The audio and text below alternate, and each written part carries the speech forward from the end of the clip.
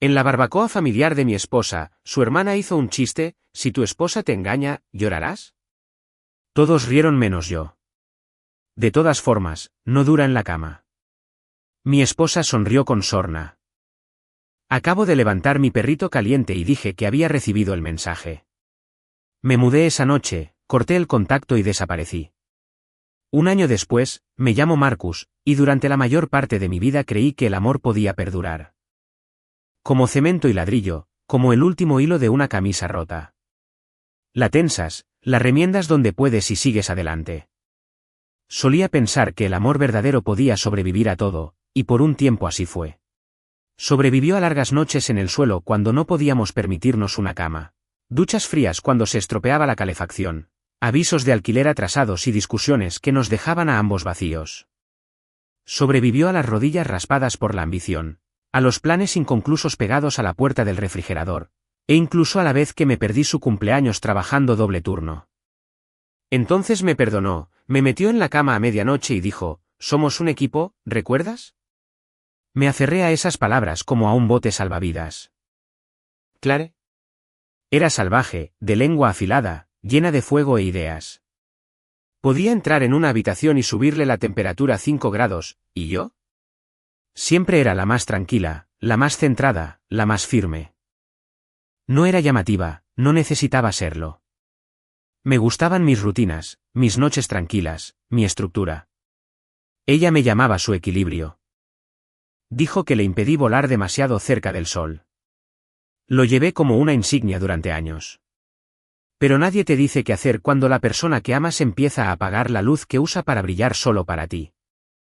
Nadie escribe guías sobre cómo reaccionar cuando la risa se vuelve venenosa. No sucedió de la noche a la mañana. No hubo una gran traición, ninguna discusión catastrófica que destrozara los cimientos. En cambio, fue lento, insidioso, como el agua filtrándose por las grietas de una pared de ladrillos, congelándose y expandiéndose hasta que la estructura crujió y se partió. Empezó con sus ojos desviados en medio de la conversación, con el suspiro que no intentó disimular cuando le pregunté qué tal le había ido el día. Era su forma de ignorar mis pequeñas muestras de cariño. Preparados los almuerzos, arreglado el grifo que goteaba, desempaquetados los comestibles mientras ella revisaba su teléfono. Me dije a mí mismo que estaba cansada. Que la vida era dura, que el matrimonio tenía sus épocas. Pero el invierno se prolongó más de lo debido. Recuerdo cómo me tocaba el brazo al pasar. Era algo natural, suave, casual, desaparecido. Un día, simplemente se detuvo. Le tomé la mano durante una noche de cine y se estremeció. No por miedo, sino como si hubiera interrumpido algo sagrado. Me quedé mirando la televisión el resto de la noche, fingiendo no darme cuenta. Pero sí. Me di cuenta de todo. Ya no había bromas privadas. Las miradas que solíamos intercambiar en salas llenas habían desaparecido. Sonreía más a su teléfono que a mí. La cama se convirtió en un paisaje dividido. Ella a un lado, yo al otro, un muro de silencio entre nosotras. Lo intenté. Dios, lo intenté. La invité a salir conmigo. A tomar algo, a dar un paseo, a sentarnos en silencio y simplemente respirar. Siempre tenía una razón para decir que no. Estaba demasiado cansada. Estaba demasiado ocupada. Quizás en otra ocasión. Pero nunca llegó. Dejamos de luchar. Eso fue lo peor. La gente cree que gritar significa que todo se está desmoronando. Pero silencio. El silencio es la muerte. Coexistimos como fantasmas en una casa que construimos juntos. La misma casa, donde una vez bailamos descalzos en la cocina con las ventanas abiertas de par en par.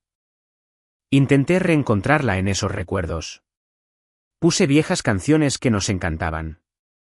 Le preparé el café como a ella le gustaba. 2 de azúcar, un chorrito de leche de almendras, remueve en sentido contrario a las agujas del reloj. Ni siquiera parpadeó. Y entonces vinieron las sonrisas burlonas. Sutil. Rápido. De esos que te perderías si no prestaras atención. Yo decía algo. Y ella fruncía los labios y apartaba la mirada como si yo fuera un idiota al que tuviera que soportar. Eso dolía más que cualquier insulto.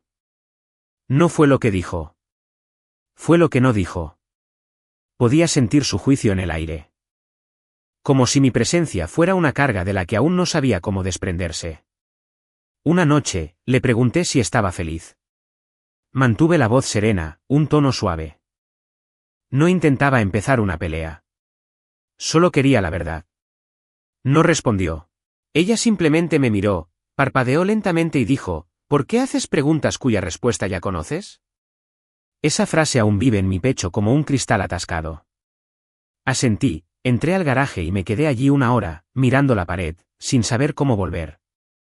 Hubo 1000 momentos así, cada uno pequeño, insignificante, quizá, para alguien más. Pero para mí, eran pequeños cortes. Y con el tiempo, me desangraron. Empecé a caminar con los hombros hundidos, la voz más baja y la risa hueca. No vivía. Sobrevivía.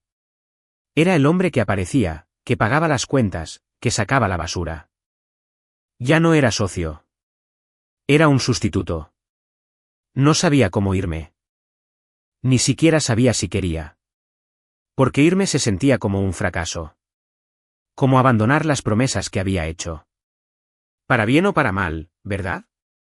Pero nadie te dice qué hacer cuando lo peor avanza lentamente, cuando no se trata de traición ni abuso, sino de algo más difícil de identificar. Apatía. Desdén. El lento deterioro del andamiaje amoroso. Y, sin embargo, algo dentro de mí empezó a cambiar. No de repente. No fue rabia.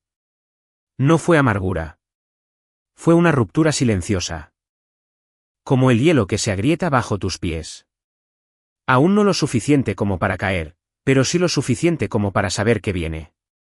Y una noche, estaba frente al fregadero de la cocina, lavando una taza, y me di cuenta de que no reconocía mi propio reflejo en la ventana. Me veía cansado. No solo físicamente, sino también del alma. Ese cansancio que no se cura con el sueño. Fue entonces cuando lo comprendí. No fui yo quien dejó de amar. Fui yo quien dejó de ser amada, lenta y deliberadamente.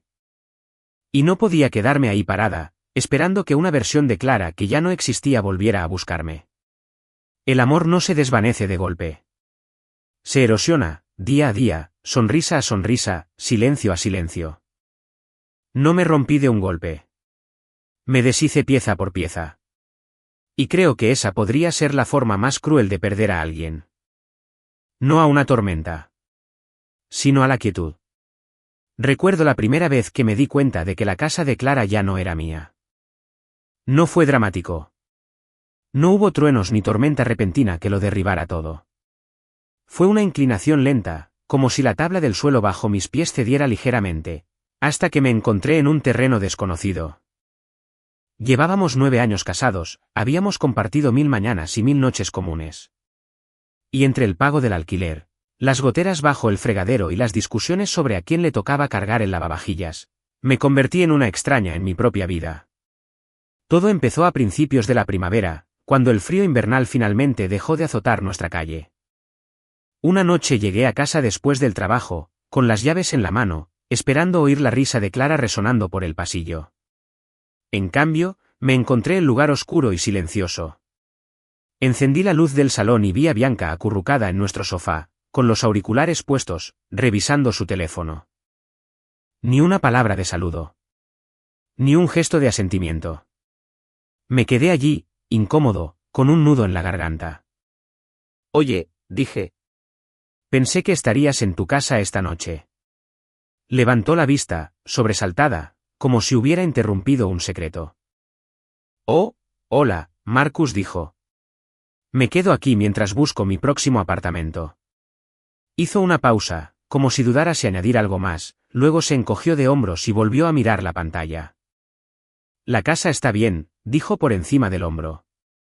Gracias, dije, pero no lo sentí como un agradecimiento. Me sentí vacío, porque este ya no era nuestro hogar. Pertenecía a Clara y, por extensión, a Bianca. Intenté restarle importancia, diciéndome que era de la familia. Los invitados se quedaban 1 o 2 noches, pero Bianca se quedaba semanas. Y meses. La hermana de Clara, atrevida, ruidosa, una bomba social envuelta en lápiz labial. Se mudó con ella después de su ruptura. No tenía muebles propios, ni dinero para la entrada, y una forma de hacer que todo girara en torno a ella.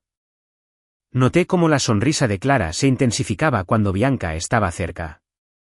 La risa fácil, las conspiraciones compartidas a mis espaldas, las miradas de reojo. Debería haberle advertido a Clara que dejar entrar a Bianca cambiaría la forma de nuestro hogar. Pero estaba demasiado ocupado fingiendo que todo estaba bien. Empecé a sentir la tensión en cada rincón. Por las mañanas, me servía 2 cafés. Uno para mí, otro para Clara. Pero Bianca recibió el suyo primero, con crema batida y un toque de canela. Mi café llegó tibio, un ritual que decía, sin palabras, que no eres importante. A veces lo dejaba reposar, a temperatura ambiente, hasta que olvidaba que estaba ahí. Me preguntaba qué mensaje enviaba, qué línea invisible había cruzado, qué significaba que Bianca merecía más. Por la noche, Clara y su hermana susurraban en la cocina, mientras yo, tumbada en la cama, revisaba fotos antiguas en mi móvil, fotos de nosotras antes de convertirnos en sombras de nosotras mismas. Envié mensajes como fantasmas a mi pasado, te extraño, ¿nos recuerdas? Pero esos mensajes, guardados en una carpeta marcada como no leídos, ignorados. Sentí que la distancia se ensanchaba, la cama se sentía más grande, más fría. Intenté hablar con Clara sobre ello una vez. Nos sentamos a la mesa de la cocina bajo la intensa luz de la lámpara del techo. Carraspé. ¿Cuándo dejó de sentirse nuestra casa como nuestra? Señalé las tazas desparejadas, la pila de revistas de Bianca en la mesita auxiliar, las paredes vacías que antes albergaban nuestras láminas. Mi voz sonaba extraña. Llego a casa y me siento como si estuviera de visita. Clara levantó la vista lentamente, con los labios apretados.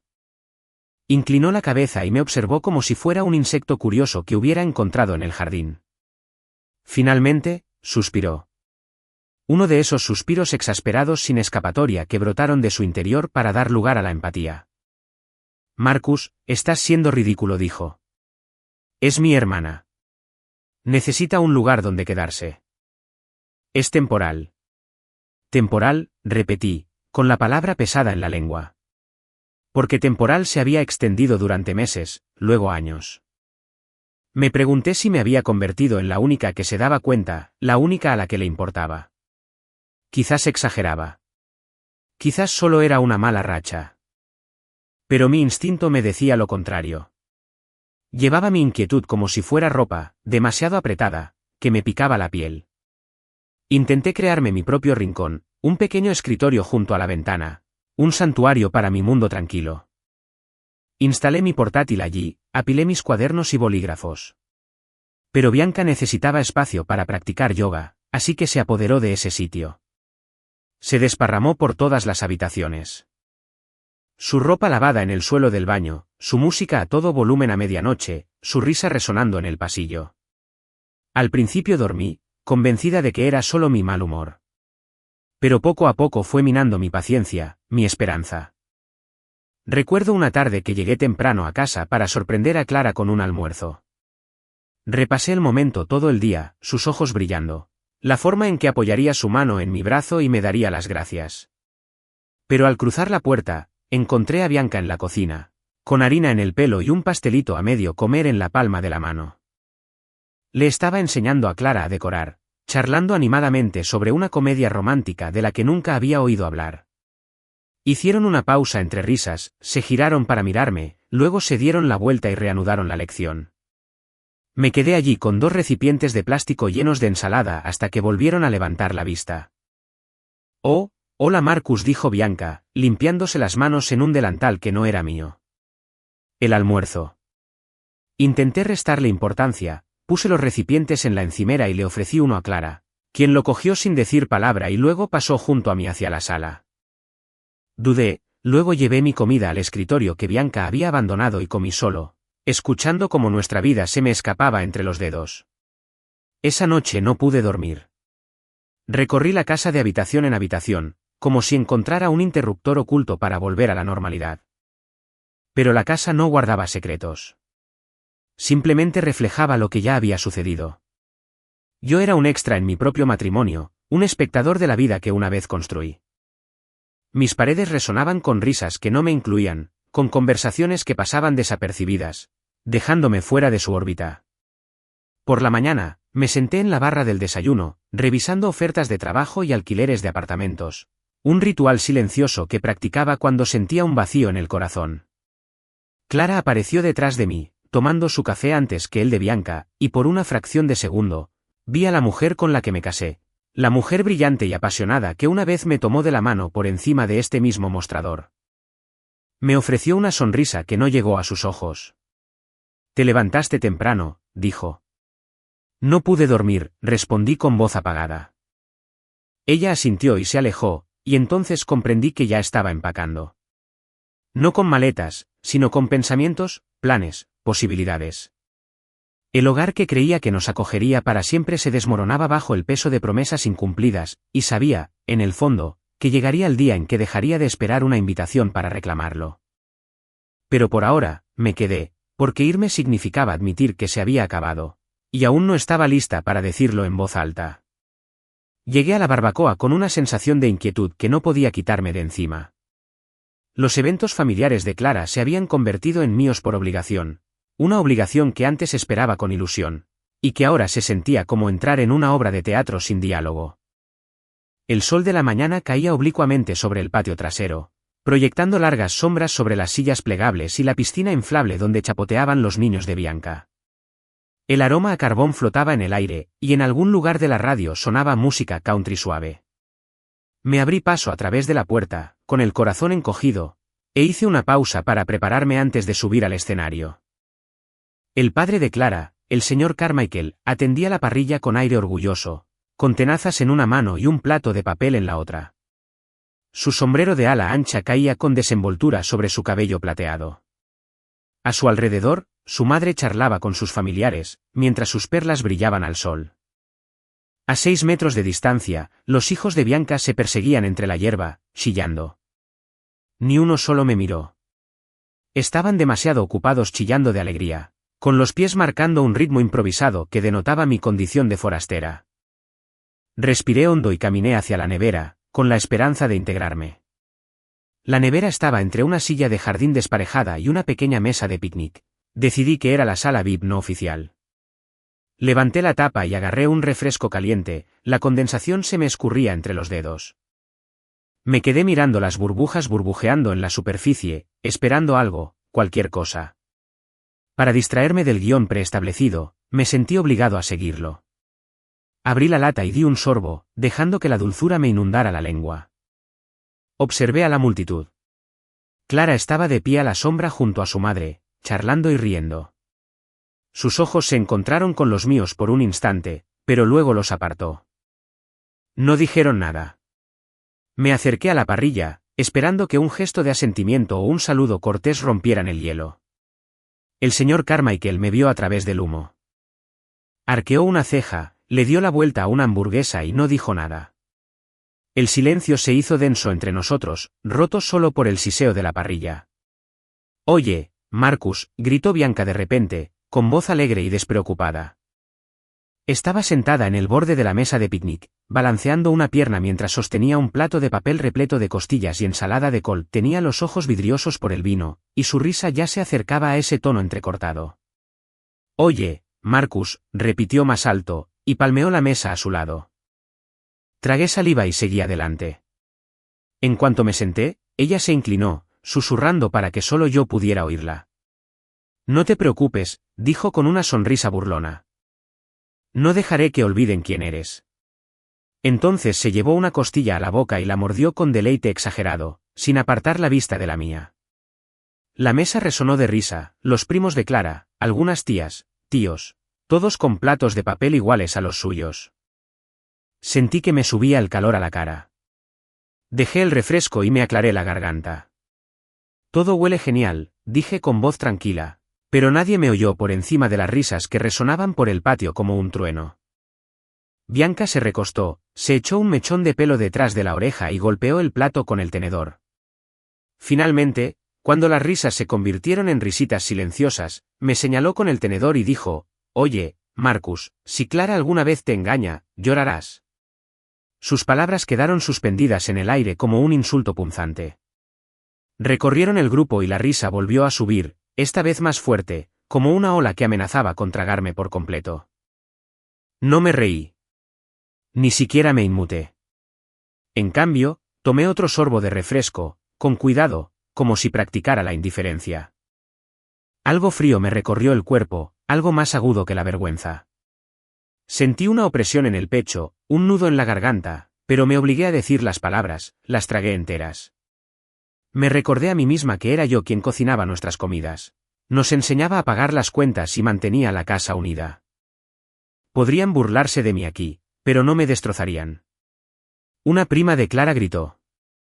Probablemente ya lo hizo. Las palabras me abofetearon con más fuerza que cualquier puño.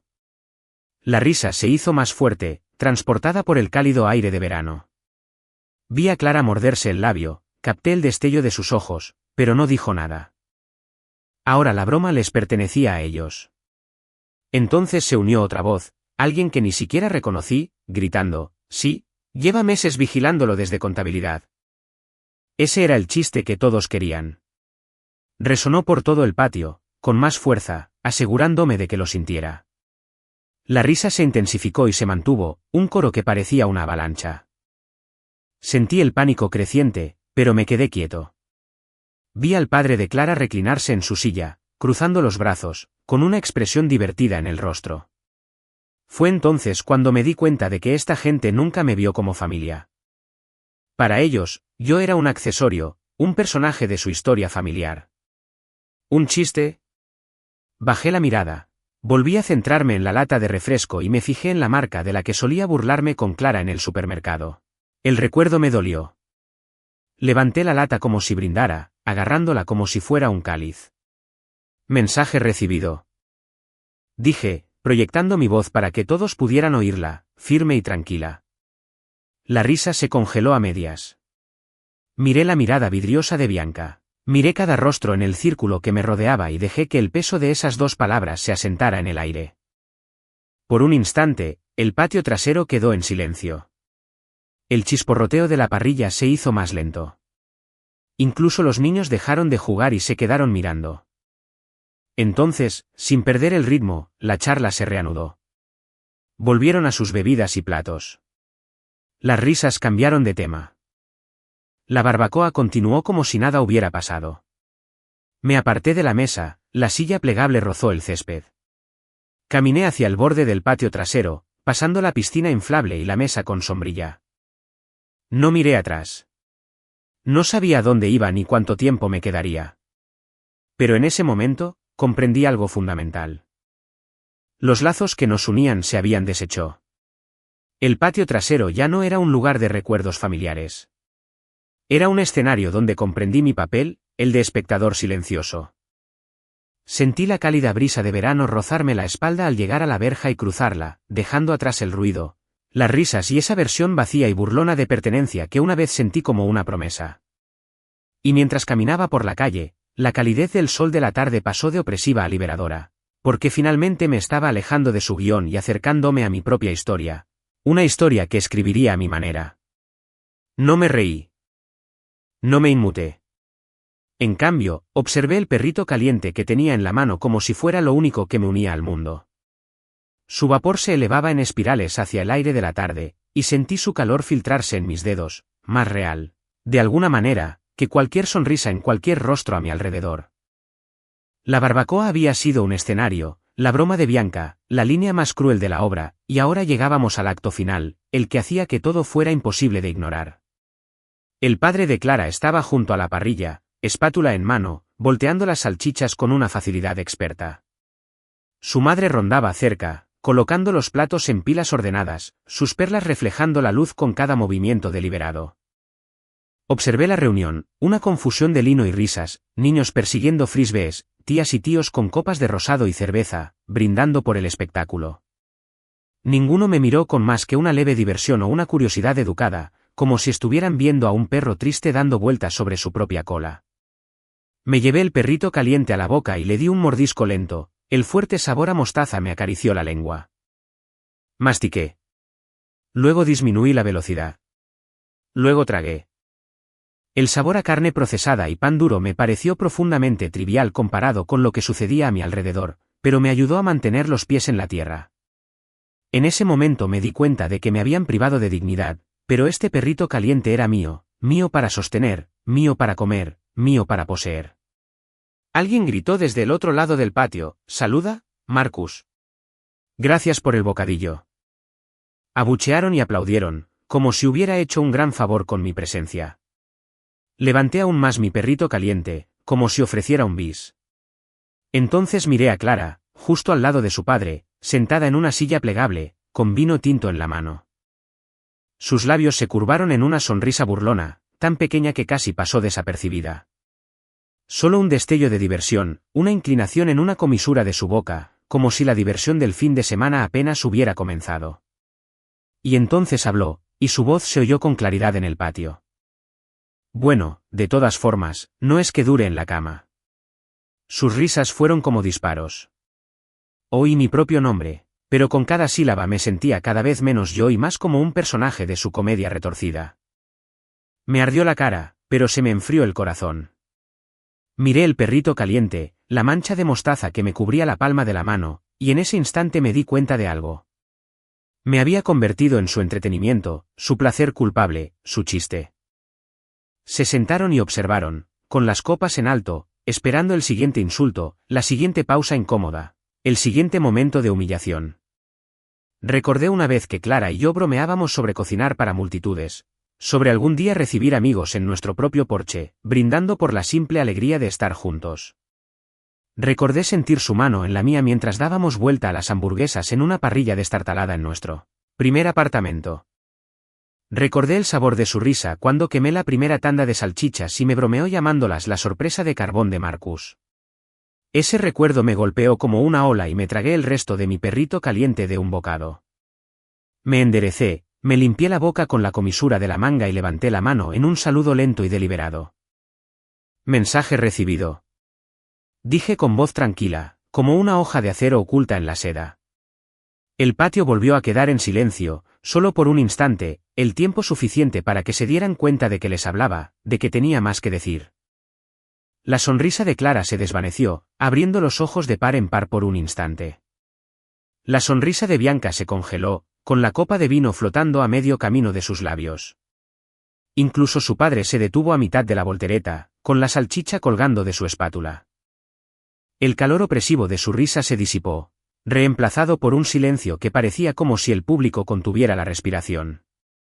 Los odié a todos en ese momento, odié su alegría petulante, su crueldad despreocupada, su disposición a verme destrozar por diversión. Pero también sentí algo más, una chispa, una certeza feroz de que ya no sería su diversión. Me alejé de la mesa de picnic, dejando el perrito caliente a medio comer en su bandeja de papel. No se trataba de la comida, nunca se trató de la comida. Se trataba de reclamar un poco de dignidad en una sala llena de buitres. Caminé hacia la puerta lateral, cada paso con deliberación. Sentía la hierba fresca bajo mis zapatos, un consuelo fugaz contra el peso en el pecho. Vi a la madre de Clara correr su silla hacia atrás y ponerse de pie, con la preocupación y la confusión en los labios. «Marcus», llamó insegura. «¿Estás bien?» Me detuve en la puerta, con la mano en el pestillo. La miré, luego a Clara, quien bajó la mirada a su regazo, incapaz de sostenerme la mirada de repente. Negué levemente con la cabeza, no por enojo, sino por claridad. No estaba bien, ni necesitaba fingir. «Estoy bien», dije en voz baja, aunque todos los que estaban al alcance me oyeron. «Gracias por la hospitalidad». Entonces abrí la puerta y entré. El sol me pegaba de lleno, pero me sentía extrañamente fresco, como si me hubiera quitado una piel que ya no necesitaba. Caminé por el camino de entrada, oyendo el lejano murmullo de la charla que se reanudaba a mis espaldas. No miré atrás, ni una sola vez, aunque aún sentía sus ojos fijos en mí. La curiosidad se mezcló con el alivio. Yo era la historia con la que todos podían cerrar el capítulo. Pasé junto al buzón, los rosales que Clara había plantado la primavera pasada, el desteñido felpudo de la puerta. Pensé en la vez que estuvimos allí bajo la lluvia, empapados y riendo, prometiéndonos una eternidad. Esa promesa ahora parecía polvo. Salí a la acera y respiré hondo el aire veraniego, cargado de humo de barbacoa y cigarras. El mundo no dejó de girar solo porque me alejé. Pero se sentía diferente, más ligero, lleno de posibilidades. En ese momento, comprendí que su risa había sido el empujón final que necesitaba. Me habían obligado a abandonar la obra, sí, pero estaba listo para escribir mi propio guión. Encontraría un lugar donde no fuera el chiste, donde la gente no me juzgara por chistes ni apuestas susurradas. Encontraría una vida donde pudiera mantener la cabeza en alto, donde el amor no fuera un arma arrojada a mis pies. Y así caminé, pasando los altos setos que protegían su fiesta, pasando los coches aparcados y los aspersores inactivos. Caminé hasta que el sonido de las familias se apagó y la calle quedó en silencio. Caminé hasta que sentí que el calor de los hot dogs se disipaba de mis dedos y el peso de sus ojos se desprendía de mis hombros. Entonces sonreí, una pequeña sonrisa íntima que solo me pertenecía a mí, y seguí caminando hacia lo que viniera después, segura de que, por primera vez en mucho tiempo, estaba justo donde debía estar. Desperté antes del amanecer con una silenciosa urgencia latiendo por mis venas, como si la casa misma me hubiera exhalado un último aliento. Yacía en la oscuridad junto a la almohada vacía de Clara, mirando al techo mientras el primer rayo de luz se filtraba por las persianas. En mi pecho, una decisión se había gestado de la noche a la mañana, repentina e innegable, una que ya no podía posponer. Los años de humillación silenciosa, la erosión de mi identidad, la presión constante de actuar para un público que nunca me quiso, todo cristalizó en un solo propósito. Me iría, no mañana, ni la semana que viene, ahora. Mi corazón latía con fuerza mientras balanceaba las piernas al borde de la cama, atenta a cualquier crujido o movimiento en la habitación a mi lado. Me moví como una sombra, con cuidado de no despertar a Clara ni a Bianca, cuya presencia en nuestra casa había desdibujado hacía tiempo los límites entre propiedad y pertenencia. Silenciosamente, salí del dormitorio, deteniéndome en el pasillo para armarme de valor ante la culpa que amenazaba con desgarrarme la garganta. Me recordé a mí misma que esto no era traición, sino supervivencia. En la cocina, dejé una nota adhesiva en la encimera, las palabras ya estaban escritas en mi mente antes de tocarla. A ver quién se ríe ahora. La doblé por la mitad para que no se me escapara. Debajo, dejé el sobre con los papeles del divorcio. Eran definitivos, firmados en secreto meses atrás, cuando aún conservaba la última esperanza de poder salvar lo que Clara y yo tuvimos. Los papeles pesaban, como el último ladrillo de un muro derrumbado. Los deslicé a la vista, junto con mi pasaporte, mi portátil y un fajo de billetes que había estado guardando sin dar explicaciones. El resto de mis pertenencias ya estaban guardadas en dos grandes bolsas de lona junto a la puerta trasera. Las había elegido con cuidado, resistentes, discretas y fáciles de llevar. Cerré una cremallera, luego la otra, comprobando su peso. Cada tirón me recordaba los años en que había cargado con algo más que ropa, esperanzas, sueños, planes compartidos e ilusiones eternas. Ahora, las bolsas solo contenían lo que necesitaba para recuperar mi libertad, para desaparecer de una vida que se había vuelto insoportable. Un leve susurro a mis espaldas me dejó paralizado. Por un instante, creí que me habían descubierto. Pero solo era el zumbido del refrigerador, el sonido de la madrugada tan familiar como lo fue mi propio latido. Exhalé, la tensión desapareció de mis hombros. Miré el reloj del microondas, las 5:13 de la madrugada, perfecto. Nadie me extrañaría hasta que el sol subiera más alto y el mundo se diera cuenta de que me había ido. Recogí las bolsas de lona y las llevé al garaje donde había aparcado mi viejo sedán. Me moví con deliberada lentitud, sabiendo que la prisa me traicionaría. Abrí la puerta del coche, dejé las maletas en el asiento y me hundí en el asiento del conductor. La tapicería olía ligeramente a cuero y a tazas de café viejas, un recordatorio de las mañanas que una vez empezaba con el café de Clara preparándose en el salpicadero. Cerré los ojos un momento, resistiendo el impulso de extender la mano por encima del asiento para cogerla, ya que no estaría allí. En cambio, arranqué el motor y salí marcha atrás del garaje. El mundo exterior seguía envuelto en penumbra, la calle estaba vacía y silenciosa. Bajé la ventanilla y sentí la brisa fresca rozarme la cara, con aroma a rocío y pino. Por un instante, fue como un bautismo, limpiando el polvo de 9 años. Me aparté de la acera, atento a cualquier señal que indicara que estaba cometiendo un error. Pero ninguna sirena sonó. Ninguna huella me persiguió. La casa se alejó en mi retrovisor, con las ventanas apagadas y la nota en el mostrador oculta a mi vista. Fue como si también se hubiera desvanecido, como si nuestro matrimonio entero se hubiera condensado en un solo fotograma vacío. Conduje hacia el este, siguiendo las sinuosas carreteras que salían del pueblo, pasando junto a farolas que se apagaban a mi paso.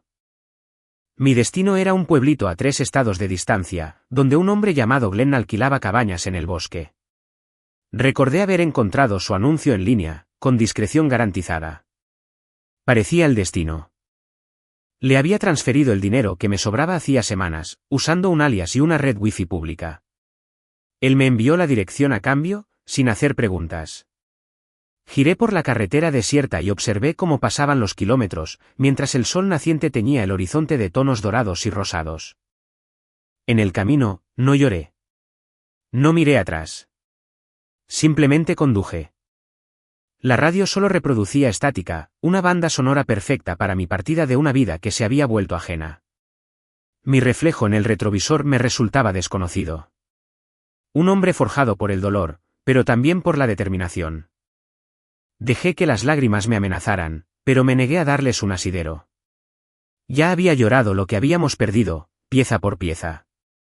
Ahora estaba a punto de alcanzar algo más, la promesa del descubrimiento, de la reconstrucción, de la paz. Tras horas al volante, llegué al límite de un denso bosque. Un camino de grava conducía a la cabaña, pequeña y desgastada, pero con volutas de humo saliendo de la chimenea. Aparqué, apagué el motor y escuché. Ni voces, ni risas, ni susurros acusadores. Solo el viento entre los pinos y el lejano graznido de un halcón.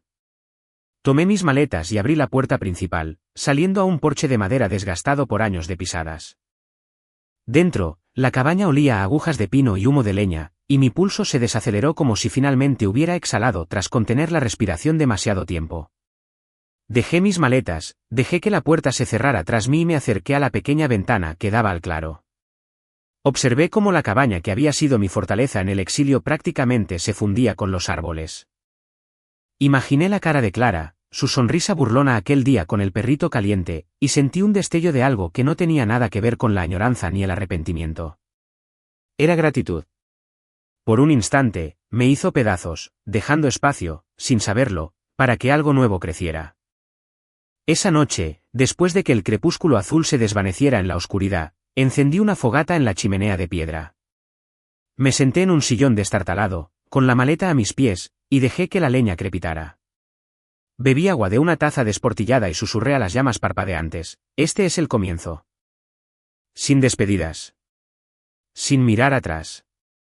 Solo una silenciosa promesa de que no me definirían ni su risa ni su desdén. Sería el hombre que conocía su valor, que se alejó cuando el amor se convirtió en cenizas y que descubrió, en la desaparición, el coraje para convertirse en alguien nuevo.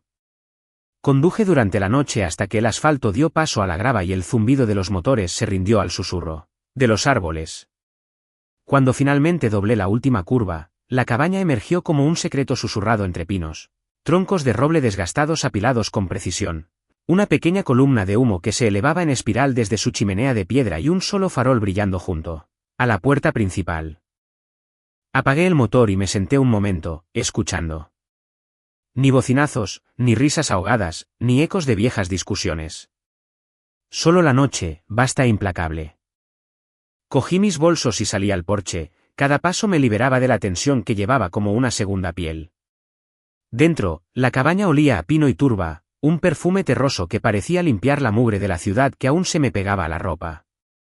La sala principal era modesta, un sillón de cuero desgastado junto a una estufa de leña, una mesita con 2 sillas desiguales y una única estantería llena de libros que parecían haber sido coleccionados de todos los rincones del país. Dejé mis maletas junto a la puerta y pasé los dedos por la superficie de la mesa, recorriendo los tenues arañazos y las marcas de agua que delataban a antiguos viajeros. En ese espacio tranquilo e intacto, sentí algo que no me había permitido en años, el permiso para simplemente ser. Abrí una bolsa de lona y saqué mi portátil, los cargadores y las libretas.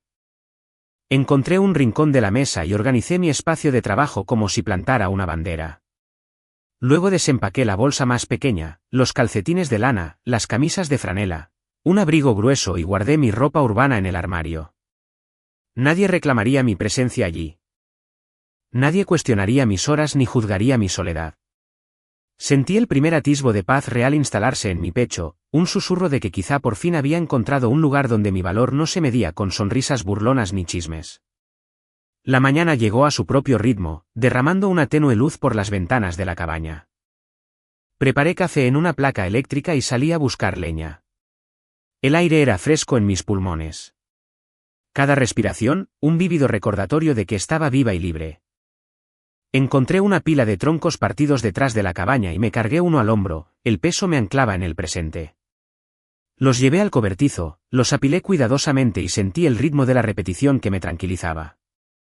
No había prisa, ni plazos impuestos por nadie, salvo el cambio de estación.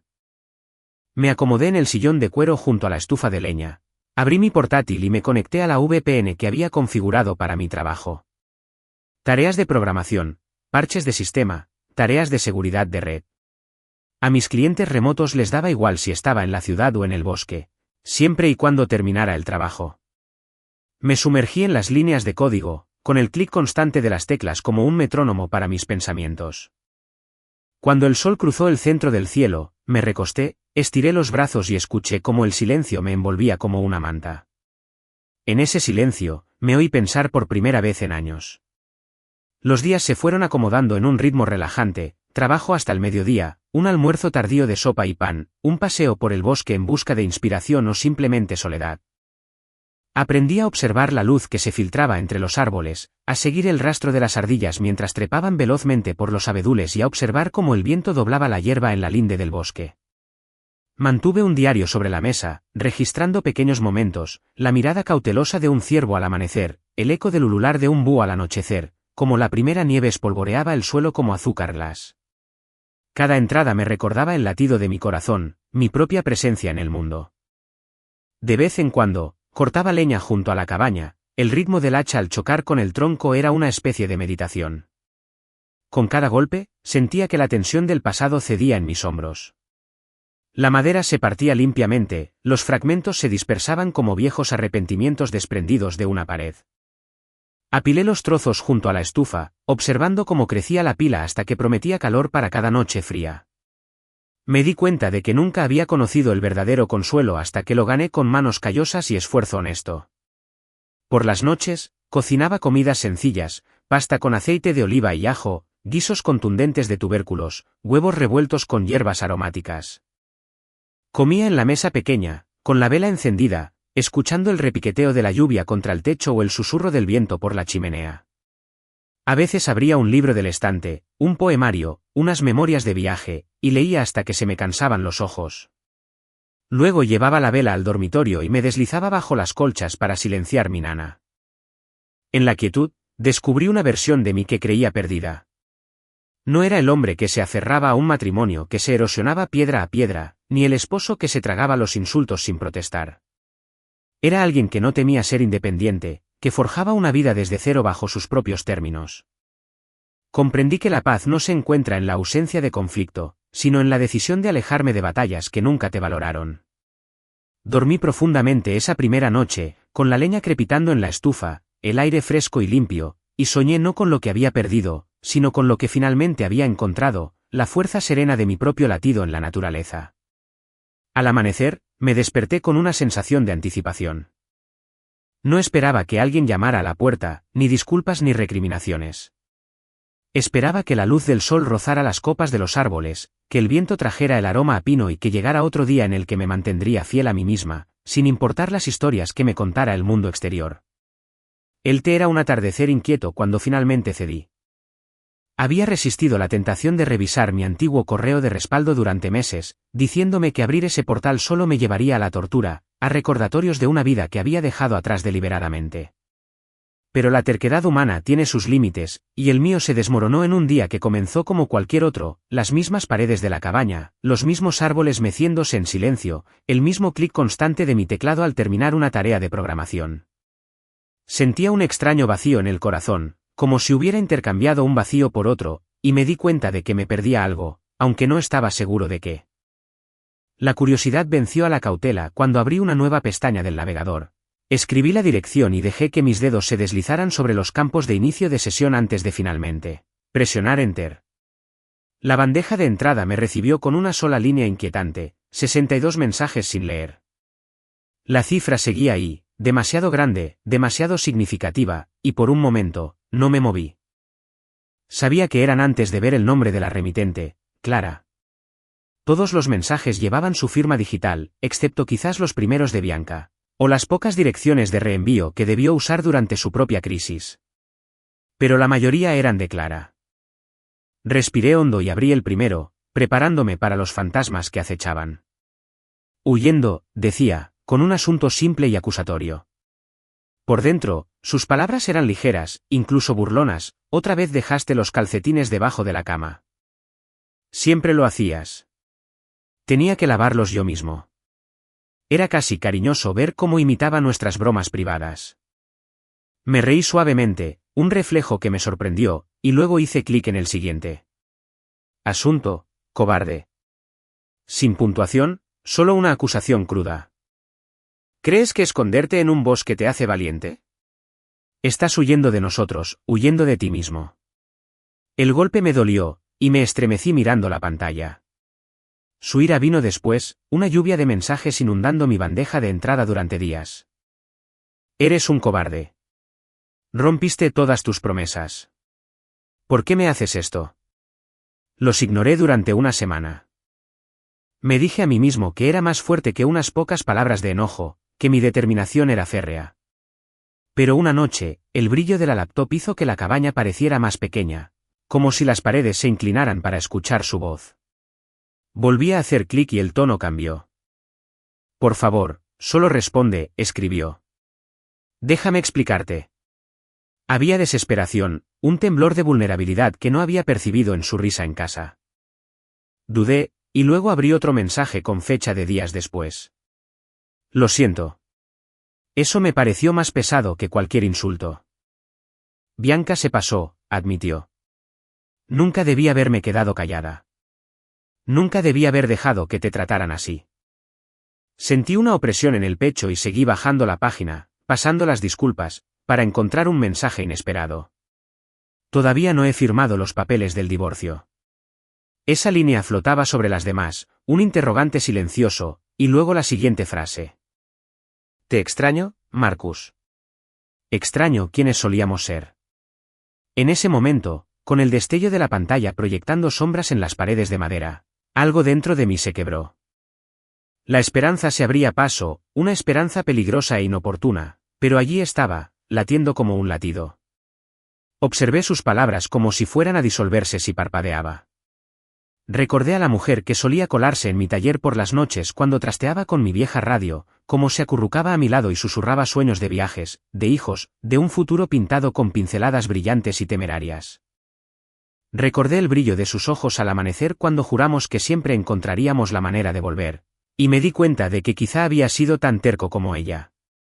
Me había acostumbrado al silencio y había aprendido a vivir con él como una medalla de honor, sin admitir jamás cuánto me dolía. La cabaña a mi alrededor se sintió repentinamente más fría, el silencio más opresivo. Cerré la laptop, el corazón me latía tan fuerte que pensé que las paredes lo repetirían.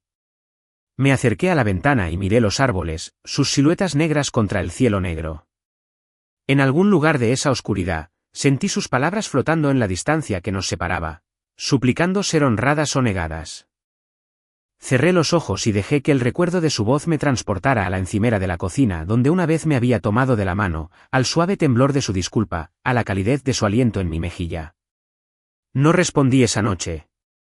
Me senté junto a la estufa con una taza de café frío, inmóvil, dejando que esa bifurcación donde el amor y el orgullo chocaban se instalara en mi interior. Comprendí que responder no sería un acto de debilidad ni de reconciliación, sino de honestidad. Se lo debía, y quizá me debía a mí mismo la oportunidad de cerrar la puerta que había dejado entreabierta. A la mañana siguiente, el amanecer pintó el cielo de tímidos tonos rosas y dorados. Abrí mi portátil de nuevo y me quedé mirando su último mensaje, aún sin firmar, con su confesión digital esperando mi mano. Dejé que las palabras se quedaran en la pantalla mientras me armaba de valor y empecé a escribir. No sabía qué diría, solo que necesitaba decir algo sincero. Clare? Escribí, con los dedos flotando antes de la siguiente línea. La imaginé leyéndola, sola, tal vez en el mismo camino de recuerdos y arrepentimiento que yo había recorrido. Pensé en nuestros votos, en las risas y las lágrimas, en cómo nos prometimos apoyarnos el uno al otro pase lo que pase. Escribí. Recibí tus mensajes.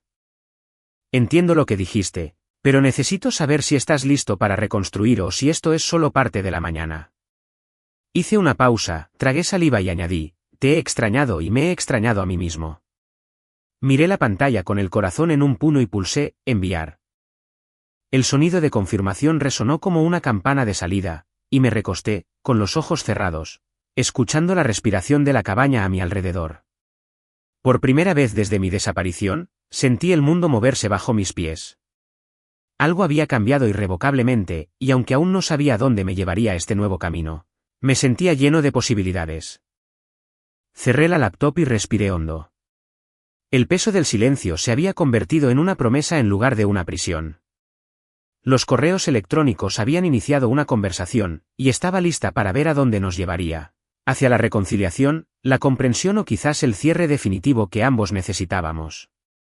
Pero lo que fuera que me aguardara, sabía que lo afrontaría con mis propias palabras, con la fuerza serena que solo llega cuando aprendes a amarte de nuevo. La noticia de mi desaparición recorrió el mundo de Clara como una onda expansiva. Escuché fragmentos de llamadas o mensajes de amigos en común, algunas curiosidades disfrazadas de preocupación, otras amargura con un toque de alegría ajena. Escuché sin responder, dejando que sus historias pintaran una imagen de las consecuencias que yo había provocado. En su versión de los hechos, me convertí en el personaje central de una tragicomedia, el sufrido esposo que desaparece sin previo aviso, dejando tras de sí el caos. Pero la verdad tras los chismes era más compleja, más conmovedora, y me di cuenta de que irse le había costado a Clara mucho más de lo que jamás imaginó. Al principio, hubo búsquedas llenas de pánico. Bianca irrumpió en mi antigua oficina, rebuscando entre los archivos, exigiendo saber dónde había escondido cada recibo, cada extracto bancario, cada llave de la casa. Su rostro, antes petulante y despreocupado, se había transformado en una expresión de desesperación. Murmuró maldiciones en voz baja y revolvió cajones como si persiguiera a un ladrón que le hubiera robado su último recurso. Al no encontrarme, estalló de frustración, lanzando papeles al aire y gritando a las paredes vacías. Ese arrebato marcó el momento en que su privilegiada confianza se tambaleó y se quebró, revelando una vulnerabilidad que había ocultado durante mucho tiempo bajo la bravuconería. Mientras tanto, Clara se enfrentaba a su propio desmoronamiento. Nuestra casa, que una vez fue un símbolo de nuestros sueños compartidos, se había convertido en un monumento a mis contribuciones ocultas. Yo había llevado las cuentas, gestionado las declaraciones de impuestos y negociado con los contratistas cuando había que repintar las paredes y reparar los techos. Descubrió la verdad semanas después, cuando un acreedor la llamó exigiéndole el pago de reparaciones que no recordaba haber aprobado. Confundida, revisó su correo electrónico, solo para descubrir que yo había cubierto discretamente todos los gastos, enviándole la documentación con notas amables, recordatorios de fechas de vencimiento o sugerencias amables para mejorar la plomería antes de la helada invernal. Se quedó mirando los mensajes, con los dedos temblorosos, al darse cuenta de que, sin mi supervisión, las facturas no se habían pagado y la casa estaba al borde de la ejecución hipotecaria. Me enteré de su pánico cuando una abogada me reenvió un correo electrónico frenético que había escrito, rogándome que le devolviera las llamadas para resolver el desastre que había dejado. En él, admitía que había vendido su coche para pagar la factura de un contratista y que luego había usado lo que le quedaba para pagar el alquiler de una vivienda más pequeña. Escribió que nuestros amigos, aquellos que una vez celebraron nuestra vida juntos, habían desaparecido, reacios a arriesgarse tras los rumores de que el dinero se había esfumado, las cuentas bancarias vaciadas y una línea de crédito oculta al límite. Se despidió con lágrimas de vergüenza y arrepentimiento acumuladas en sus palabras. Al leer eso, sentí una punzada de tristeza por la mujer que una vez fue mi compañera, ahora tropezando en un campo minado que ella misma creó. Para entonces, el imperio del padre de Clara también había empezado a desmoronarse. El señor Carmichael, quien una vez se consideró el patriarca imperturbable, luchó por mantener a flote el negocio familiar. Se puso en contacto conmigo, a través de un intermediario, por supuesto, para pedirme mi experiencia y los registros financieros que solo yo había mantenido con minucioso detalle. Ofreció una disculpa aleccionadora, reconociendo que me había tratado como un elemento invisible en lugar de como un aliado valioso. Escuché su mensaje de voz suplicante, el crujido de su voz delataba una vulnerabilidad que nunca antes había percibido. Pero no respondí. Era un ajuste de cuentas que había pospuesto durante años, confiando en mi silenciosa competencia como si fuera un recurso renovable. Ahora ese recurso se había agotado. En su desesperado afán por recuperarse, Clara también confrontó a Bianca. Las hermanas habían compartido secretos y risas, pero ahora se abría una brecha enorme entre ellas. Bianca culpó a Clara por no protegerme, por permitir que la familia se burlara de mí para obligarme a irme. Clara culpó a Bianca por envenenar su matrimonio, por convertir cada insulto en crueldad. Sus discusiones se convirtieron en confrontaciones públicas, furiosas, en las que décadas de lealtad se derrumbaron bajo la culpa. Los amigos que se habían puesto del lado de Bianca se mostraron reacios a las acusaciones de Clara, llamándola mezquina, injusta y desagradecida. Bianca, por su parte, se vio marginada por los mismos círculos sociales que antes dominaba. Las invitaciones se acabaron. Los chismes se volvieron en su contra. El poder se había invertido, y ella experimentó la amargura de la exclusión. Fue entonces cuando me di cuenta de lo importante que había sido para su mundo, no como un invitado, sino como el motor silencioso que lo mantenía todo en marcha. Mi partida fue su ajuste de cuentas. La casa que una vez creyó suya se le había escapado de las manos. El negocio que él una vez controló con una sonrisa burlona se tambaleó sin las cuentas que yo llevaba. Las hermanas a las que había invitado como favor habían desatado una tormenta que las consumió a ambas. Al irme, expuse la fragilidad bajo sus fachadas de confianza, y ellas pagaron el precio de su indiferencia hacia mí. Aún así, no me sentí triunfante. Verlos tambalearse desde lejos no era satisfactorio. Era un crudo reflejo de cómo alguna vez me sentí impotente en mi propia vida. Me enorgullecía de mi competencia, de mi disposición a asumir responsabilidades sin quejarme. Pero ese orgullo me había cegado ante las formas en que permitía que otros me trataran como prescindible. Contaban conmigo, pero nunca me consideraron parte de ellos. Había sido su pilar, solo para que pasara desapercibido, hasta que lo eliminé. Una noche, mientras estaba sentado en el porche de mi cabaña, llegó una carta por correo. Una breve nota manuscrita de Clara. Sin pretensiones ni florituras, solo unas líneas con letra temblorosa. Escribió que lo sentía por todo. Por reírse a mi costa, por dejar pasar la crueldad de Bianca, por ignorar sus propios sentimientos hasta que me fui. Admitió que había recobrado la cordura demasiado tarde, una vez que los muros que rodeaban su mundo habían empezado a derrumbarse. Dijo que no tenía ni idea de si querría volver a hablar con ella, pero que necesitaba decirme que perderme había sido su mayor error. Firmó simplemente, Clara. Conservé esa nota en mis manos más tiempo que cualquier otro recordatorio de mi vida pasada. El papel se sentía frágil, como el frágil puente que una vez nos unió. Me pregunté si respondería. Me pregunté si su disculpa podría reconstruir lo que la risa había derribado. En la quietud del bosque, observé cómo las luciérnagas centelleaban en la oscuridad, como pequeños faros de esperanza. Comprendí que lo que perdieron cuando desaparecí no fue solo un chivo expiatorio conveniente ni una compañera silenciosa. Era una parte de su humanidad que habían olvidado cuidar. Honré mi soledad en ese momento, colocando la carta en la mesita junto a mi silla. No la doblé. No la archivé. En cambio, lo dejé reposar donde pudiera verlo cada mañana, testimonio del precio de ignorar la obra silenciosa del amor. Y en esa decisión, encontré una paz frágil. Paz al saber que tenía derecho a mi propio valor. Paz al presenciar sus consecuencias sin dejarse consumir por ellas. Y paz al aprender que, a veces, defenderse en medio de los escombros es la única manera de descubrir quién eres realmente. Era una de esas tardes en las que la lluvia caía a cántaros, golpeando el techo de la cabaña como un suave redoble de tambor. Me senté a la pequeña mesa de madera. Había un libro abierto frente a mí, pero no lo leía. Mi mente no dejaba de divagar hacia la última carta de Clara y el peso de su disculpa. El cadencia constante de las gotas de lluvia era casi meditativa, adormeciéndome en una paz serena que no había conocido en años. Entonces llamaron a la puerta, 3 golpes intencionados que me sacaron de mis pensamientos como una alarma. El corazón me latía con fuerza. Las visitas eran escasas aquí. No le había dado la dirección de la cabaña a nadie, excepto a Glenn, el dueño. Me levanté de la silla, midiendo cada paso, y crucé la habitación. La lluvia golpeaba la ventana a mi lado, las gotas se deslizaban por el cristal. Al llegar a la puerta, dudé, con la mano sobre el pestillo. La lógica me decía que no podía ser Clara. No tenía ni idea de a dónde había huido.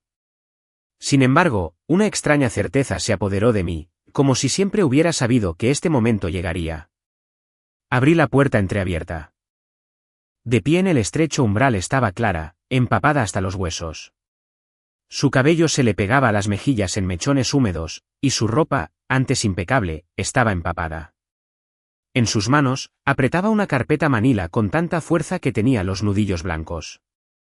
Sus ojos, enrojecidos, se fijaron en los míos un instante y luego los apartaron. Marcus, dijo, con la voz apenas por encima de la lluvia. Esa sola palabra transmitía 1000 emociones. Arrepentimiento. Miedo. Anhelo. La miré sin palabras, mientras el mundo se reducía a ese momento en el porche. Solos los dos, con la lluvia y el recuerdo entre nosotros. Tragó saliva, como si le costara respirar. Yo necesitaba pedir perdón. Su voz se quebró en la última sílaba, y se pasó la mano por la frente, como si se quitara la culpa. Siento mucho todo lo que hice, todo lo que dije. Destruí a la única persona que nunca dejó de luchar por mí. Mantuve la cara inmóvil, pero en mi pecho, mi corazón latía como un pájaro atrapado. Los recuerdos me invadieron. Su risa con salchichas quemadas. Su mano en mi brazo, tranquilizándome en silencio. El brillo en sus ojos cuando soñábamos con una vida juntos. Y entonces, las barbacoas, las sonrisas, las palabras que me destrozaban poco a poco. Cerré la puerta del todo y volví al porche. Entra, dije en voz baja. Agachó la cabeza, dejando que la lluvia le cayera del pelo al cruzar el umbral. Cerré la puerta tras ella y la acompañé a la mesa de la cocina. Se sentó en la silla que una vez le ofrecí para el café de la mañana, con los hombros encorvados, agarrando la carpeta contra el pecho como si fuera un salvavidas. Serví 2 tazas de agua caliente y le di una. La rodeó con las manos, inhalando el vapor y luego exhaló lentamente. Encontré tu dirección en nuestros correos antiguos, dijo con voz vacilante. Sé que fue una cobardía de tu parte desaparecer, pero no sabía a dónde más ir. Intenté llamar, mandar mensajes, todo. Abrió la carpeta y deslizó su contenido sobre la mesa, fotocopias de estados financieros, un fajo de cheques cancelados y, al final, los papeles finales del divorcio firmados por ambos. Los miré fijamente, pero no dije nada. Ya firmé, continuó, con la vista fija en los papeles. Lo hice hace semanas. Estoy listo, o mejor que nunca. Sé que no podemos volver atrás. Sé que te lastimé más de lo que merezco perdón, pero quería que supieras de mí, cara a cara, que asumo toda la responsabilidad por el desastre que causé. Me miró a los ojos y vi en ellos una profunda necesidad. La necesidad de absolución. La necesidad de conexión. La necesidad de cerrar el tema. Me recosté en la silla, con las manos cruzadas sobre la mesa. La lluvia repiqueteaba en el techo, una sinfonía natural para nuestro tenso silencio. Finalmente, hablé en voz baja y mesurada. Dijiste que lo sentías. Eso es importante. Hice una pausa, intentando encontrar las palabras adecuadas entre la ira y la compasión. Pero no basta con decirlo. Las acciones importan. No puedes disculparte solo con palabras.